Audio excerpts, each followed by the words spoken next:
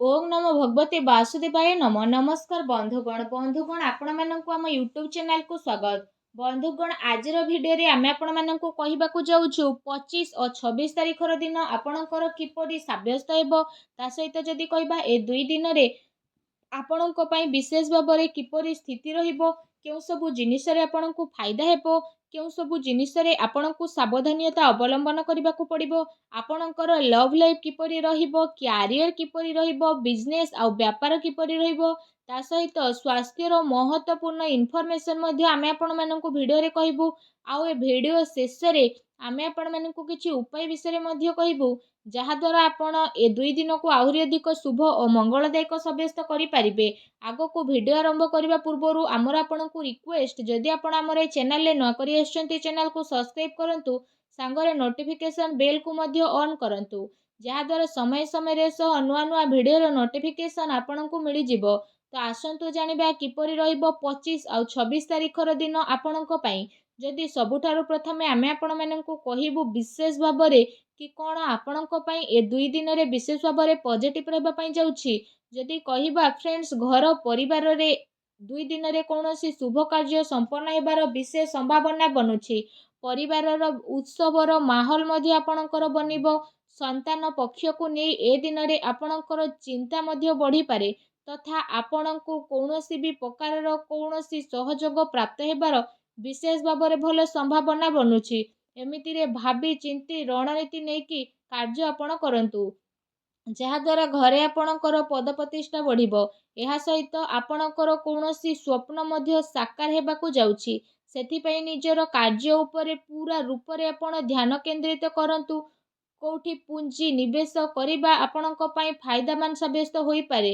ବିଦ୍ୟାର୍ଥୀ ବର୍ଗଙ୍କୁ ପ୍ରତିଯୋଗିତା ସମ୍ବନ୍ଧିତ ପରୀକ୍ଷାରେ ଉଚିତ ପରିଣାମ ମଧ୍ୟ ଏ ଦିନରେ ହାସିଲ ହୋଇଯିବ। ତା ସହିତ ଏ ଦିନରେ ଆପଣଙ୍କର ସବୁ କାର୍ଯ୍ୟ ବହୁତ ଆସାନୀରେ ସମ୍ପନ୍ନ ହେବା ଦ୍ୱାରା ମନରେ ପ୍ରସନ୍ନତା ଏବଂ ତାଜାପଣ ଅନୁଭବ ହେବ। ଅଚାନକ ହିଁ କୌଣସି ଆର୍ଥିକ ସମସ୍ୟା ଆସିବା ଦ୍ୱାରା ଆପଣ ନିଜେ ନିଜକୁ ଚିନ୍ତାମୁକ୍ତ ମଧ୍ୟ ବିଶେଷ ଭାବରେ ଅନୁଭବ କରିବେ। ଏ ସମୟରେ ଗ୍ରହଙ୍କର ସ୍ଥିତି ଆପଣଙ୍କର ବ୍ୟକ୍ତିତ୍ୱକୁ ପ୍ରଭାବିତ ମଧ୍ୟ କରିବ। ତା ସହିତ ଘର କିମ୍ବା ସମାଜରେ ଆପଣଙ୍କୁ ନିଜର ଯୋଗ୍ୟତା ଦ୍ୱାରା ମାନ ସମ୍ମାନ ମଧ୍ୟ ପ୍ରାପ୍ତ ହେବ। ଧାର୍ମିକ ଏବଂ ଆଧ୍ୟାତ୍ମିକ କ୍ଷେତ୍ରରେ ବିଶେଷ ଭାବରେ ଆପଣଙ୍କର ବିଶେଷ ରୁଚି ମଧ୍ୟ ରହିବ। ଏସବୁ କାରଣରୁ ଆପଣଙ୍କର ଭାବନା ବହୁତ ଅଧିକ ସକାରାତ୍ମକ ଏବଂ ସନ୍ତୁଳିତ ମଧ୍ୟ ବନି ରହିବ। ଏହା ସହିତ ଯଦି କହିବା ଅନ୍ୟର ପରାମର୍ଶ ଅପେକ୍ଷା ନିଜର ଯୋଗ୍ୟତା ଏବଂ କ୍ଷମତା ଉପରେ ଅଧିକ ବିଶ୍ୱାସ କରନ୍ତୁ। ଏ ଦିନ ଆପଣ ସମସ୍ତଙ୍କର ସ୍ୱପ୍ନ ଆଉ ମହତ୍ତ୍ୱ ଆକାଂକ୍ଷାକୁ ପୂରା କରିବାର ଦିନ ଅଟେ।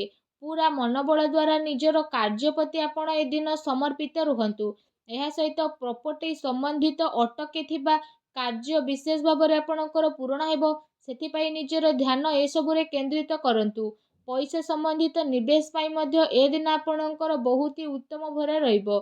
ଆସନ୍ତୁ ଜାଣିବା ଏ ଦିନରେ ଆପଣଙ୍କ ପାଇଁ କ'ଣ ନେଗେଟିଭ୍ ରହିବ। ଅନାବଶ୍ୟକ କୌଣସି ବି ପ୍ରକାରର ବିବାଦ ଆପଣଙ୍କର ଉତ୍ପନ୍ନ ହେବାର ବିଶେଷ ଭାବରେ ସମ୍ଭାବନା ବନୁଛି। କୌଣସି ଅନ୍ୟ ବ୍ୟକ୍ତିଙ୍କ ଦ୍ୱାରା ଘରେ ଆପଣଙ୍କର ଚିନ୍ତାର ମାହୋଲ ମଧ୍ୟ ଦେଖିବାକୁ ମିଳିବ। ଧନ ଅଚଳ ସମ୍ପତ୍ତିକୁ ନେଇକି ବିବାଦ ଉତ୍ପନ୍ନ ହେବାର ବିଶେଷ ଭାବରେ ସମ୍ଭାବନା ବନୁଛି। ତା ସହିତ ଉତ୍ଥାନ ପତନ ଉତ୍ପନ୍ନ ହେବାର ବିଶେଷ ଭାବରେ ସମ୍ଭାବନା ରହିଛି। ତ ସେ ସବୁ ଆପଣ ବିଶେଷ ଭାବରେ ଦୂରେଇକି ରହିବା ପାଇଁ ଚେଷ୍ଟା କରିବେ। ଏହା ଆପଣଙ୍କ ପାଇଁ ବହୁତ ଭଲ ରହିବ। କେବେ କେବେ ଯଦି କହିବା ଅଳସ୍ୱାମୀ କାରଣରୁ ଆପଣଙ୍କ କାର୍ଯ୍ୟରେ ରୋକାବଟ ମଧ୍ୟ ଆସିପାରେ, ତେଣୁ ଧ୍ୟାନ ରଖନ୍ତୁ କି ଟିକେ ଭୁଲ ବୁଝାମଣା ଆପଣଙ୍କର ଲକ୍ଷ୍ୟ ଠାରୁ ଭଟକେଇ ମଧ୍ୟ ପାରେ। କୌଣସି ପ୍ରକାରର ଦ୍ୱିବିଧା ସ୍ଥିତିରେ କୌଣସି ଅନୁଭବୀ ବ୍ୟକ୍ତିର ପରାମର୍ଶ ଆପଣଙ୍କ ପାଇଁ ଫାଇଦାମାନ ରହିବ। ଏହା ସହିତ ଆପଣଙ୍କୁ ଗୋଟେ କଥାର ବିଶେଷ ରୂପରେ ଏହା ଧ୍ୟାନ ରଖିବାର ରହିଛି କି କେତେଥର କଠୋର ବାଣୀ ଦ୍ୱାରା ଆପଣ କିଛି ଲୋକଙ୍କ ଭିତରେ ଭୁଲ ବୁଝାମଣା ମଧ୍ୟ ଉତ୍ପନ୍ନ ହୋଇପାରେ। ସେଥିପାଇଁ ନିଜର କଥାବାର୍ତ୍ତାରେ ଲଚିଲାପଣ ଆପଣ ରଖନ୍ତୁ। କାମର ଅଧିକତାର ପ୍ରଭାବ ଆପଣଙ୍କ ଶରୀର ଉପରେ ବିଶେଷ ଭାବରେ ପଡ଼ିବ।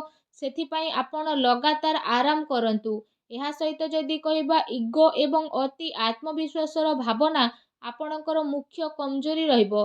ଏଥିରେ ଆପଣଙ୍କୁ କାବୁ ବନେଇ ରଖିବାର ଆବଶ୍ୟକତା ରହିଛି, କାରଣ ଏ କାରଣରୁ କିଛି ଲୋକଙ୍କ ସହ ସମ୍ବନ୍ଧ ଆପଣଙ୍କର ଖରାପ ମଧ୍ୟ ହୋଇପାରେ। ମିତ୍ରଙ୍କ ସହିତ ନିଜର ବ୍ୟର୍ଥ ଟାଇମ୍କୁ ସ୍ପେଣ୍ଡ କରନ୍ତୁ ନାହିଁ। ଏହା ସହିତ କୌଣସି ବାହାର ବ୍ୟକ୍ତିଙ୍କର ହସ୍ତକ୍ଷେପ କାରଣରୁ କିଛି ଚିନ୍ତା ମଧ୍ୟ ଘରେ ଉତ୍ପନ୍ନ ହୋଇପାରେ। ଆଉ ଘରର ବଡ଼ ବୃଦ୍ଧଙ୍କର ଅପମାନ ହେବାର ବିଶେଷ ଭାବରେ ଆଶଙ୍କା ରହିଛି।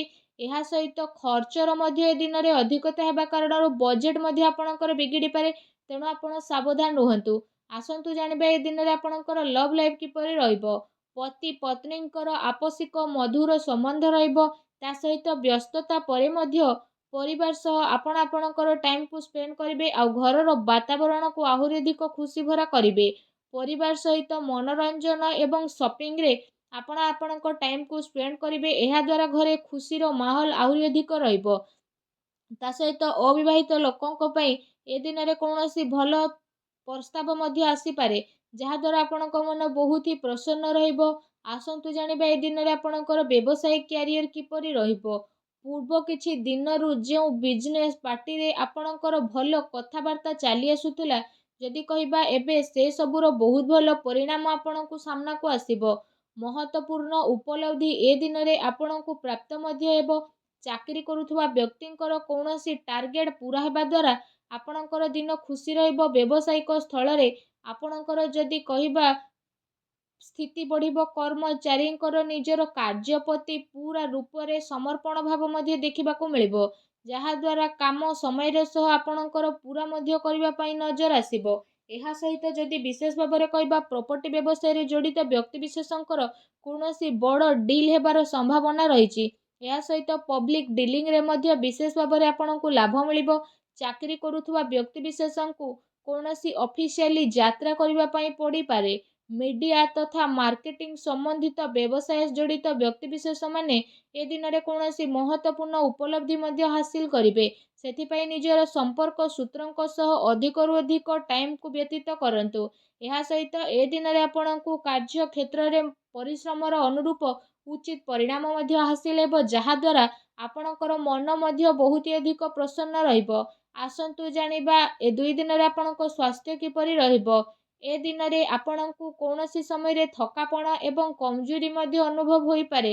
ଏଥିପାଇଁ ଆପଣ ନିଜର ଖାଦ୍ୟପେୟ ଉପରେ ବିଶେଷ ରୂପରେ ଧ୍ୟାନ ରଖନ୍ତୁ। ତା ସହିତ ଆପଣ ଆୟୁର୍ବେଦିକ ଜିନିଷର ଅଧିକ ସେବନ କରନ୍ତୁ। ଏହା ଆପଣଙ୍କ ପାଇଁ ବହୁତ ହି ଭଲ ରହିବ। ଏହା ସହିତ ନିଜ ସ୍ୱାସ୍ଥ୍ୟକୁ ଆହୁରି ଅଧିକ ଭଲ ରଖିବା ପାଇଁ ଆପଣ ପ୍ରତ୍ୟେକ ଦିନ ଯୋଗ କରନ୍ତୁ, ବ୍ୟାୟାମ କରନ୍ତୁ, ସୁସ୍ଥ ରୁହନ୍ତୁ। ଆସନ୍ତୁ ଜାଣିବା ଏ ଦିନରେ ଆପଣଙ୍କ ପାଇଁ କ'ଣ ବିଶେଷ ଉପାୟ ରହିଛି।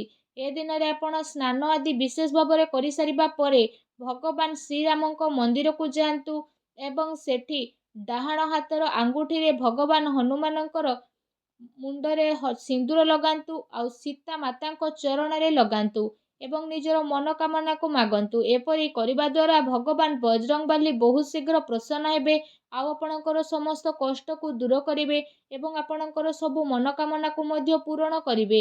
ଏ ପ୍ରକାରରେ ଉପାୟକୁ ଆପଣ ଅବଶ୍ୟ କରନ୍ତୁ। ଆପଣଙ୍କୁ ଅବଶ୍ୟ ହିଁ ଲାଭର ପ୍ରାପ୍ତି ହେବ। ଭଗବାନ ବଜରଙ୍ଗବାଲିଙ୍କ ଆଶୀର୍ବାଦ ଆପଣଙ୍କୁ ପ୍ରାପ୍ତ ହେଉ। ସଚ୍ଚା ଦିଲରେ କମେଣ୍ଟ ବକ୍ସରେ ଜୟ ବଜରଙ୍ଗବାଲି ଅବଶ୍ୟ ଲେଖନ୍ତୁ ଓ ଭିଡ଼ିଓକୁ ଲାଇକ୍ କରିବା ପାଇଁ ଆଦୌ ବି ଆପଣ ଭୁଲନ୍ତୁ ନାହିଁ। ଧନ୍ୟବାଦ।